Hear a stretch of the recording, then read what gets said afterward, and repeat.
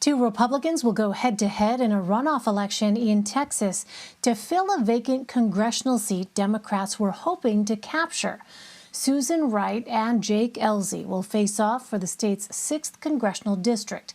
The seat was left vacant when Wright's husband, Congressman Ron Wright, died after a battle with cancer and COVID-19 back in February. Democrat Jana Lynn Sanchez came in third in the special election, only 0.4% behind Ellzey. A runoff between two Republicans means the seat will stay with the GOP, and the Democrats' majority in the House of Representatives will remain razor thin. A recent column in the Los Angeles Times takes a look at the election and whether Democrats should be worried about their prospects heading into the 2022 midterms. Mark Barabak is a columnist for the LA Times and the author of that piece, and he joins me now. Mark, welcome. You write in your piece that Democrats are pretty optimistic heading into the special election, and at least on paper seem to have a shot at winning the seat. So what went wrong? Well, that's an important distinction to make, and I'm glad you did. You know, on paper, where, of course, elections aren't won, what happened is Democrats didn't get behind any one candidate. There were 23 candidates in the field. As you mentioned, their strongest candidate, the front runner, finished just 354 votes behind the two top Republicans. This was what you call a jungle or all-party primary, so the top two finishers advanced. So it looked good on paper, as you suggested. Donald Trump won the district by 12 points. President Trump carried it by only 3, and it's a district that has been trending blue. But Democrats, at least outside the district, made a calculation that it wasn't worth putting a lot of money and a lot of effort into it. The district is going to go away. It's going to disappear by November 2022, when whoever held the seat or holds the seat will be up for re-election in a redrawn district. So there was a decision made by national Democrats and by a lot of outside organizations. They just weren't going to play there. They just figured the Dallas TV market, this is a district just outside Dallas, the Dallas-Fort Worth TV market would have cost a lot of money, and they just made a calculation, to the frustration, it should be said, of some Texas Democrats, not to play and basically leave Jana Lynn Sanchez and the rest of the Democrats on their own. So given all of that, Mark, should Democrats be concerned at all about their performance in the special election heading into the midterms in 2022, especially considering Texas will gain 2 seats in Congress based on the recent census results? Yeah, I want to be careful, even though I wrote an entire column about a special election. I pointed out that, special elections are by definition special, which is to say out of the ordinary. So you need to be careful about drawing too many conclusions from any one contest, especially one in May of 2021. With that said, I thought it was noteworthy and worth writing about, because if there's one major concern Democrats have to have next year, as you mentioned at the top, razor thin House majority. History is against them. Party in power tends to lose seats, particularly in the first midterm.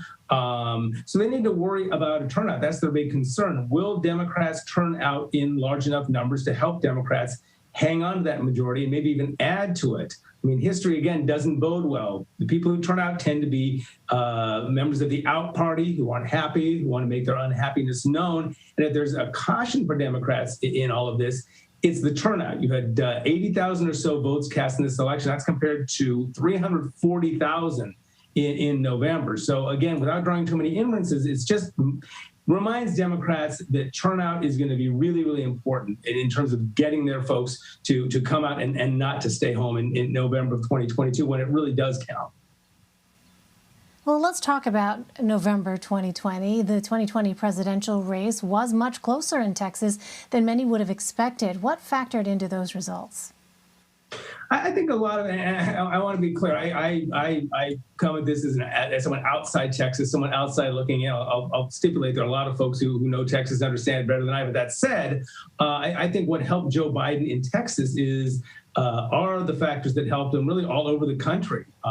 The fact that he was, frankly, not Hillary Clinton, who carried a lot of baggage. So he was more acceptable to a lot of folks who didn't like Hillary Clinton right off the bat.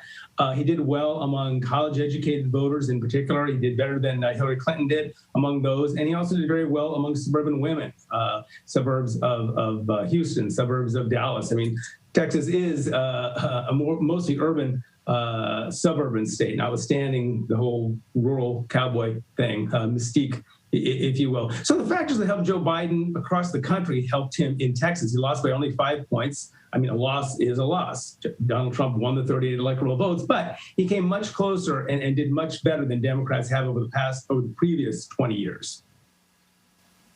Well, Mark, I wonder, with more people moving to Texas, could we see a shift in the state's politics and see more Democrats winning office, or is Texas likely to remain a red state for the foreseeable future? You know, I'm smart enough to know that I'm not smart enough to know, and after some elections like 2016, I'm out of the predictions business. You know, that said, you know, Democrats have a saying, demographics are destiny. They feel very good about the fact that a growing Latino population, increasingly energized Latino voting population, which turns states like California, Nevada, Arizona this last cycle, New Mexico, Colorado, turned all of them blue. They were hoping that would take place in Texas. But one lesson Democrats have learned over and over again, in particular this last election, that Latinos in Texas are different than Latinos or Hispanics, if you prefer, in California. That was the big reason why Joe Biden, I mean, look, it was always going to be a reach for him to win Texas. But I can tell you a huge disappointment, a big concern for Democrats was how poorly Joe Biden performed among Latinos, in particular in the Rio Grande. So, you know, Democrats who've been waiting, thinking that on the natural, Texas is going to become a Democratic state simply because of the expanding Latino population, they're going to have to think 2 or 3 times looking at the results in 2020. All right, Mark Barabak for us. Mark, thank you very much. Thanks for having me.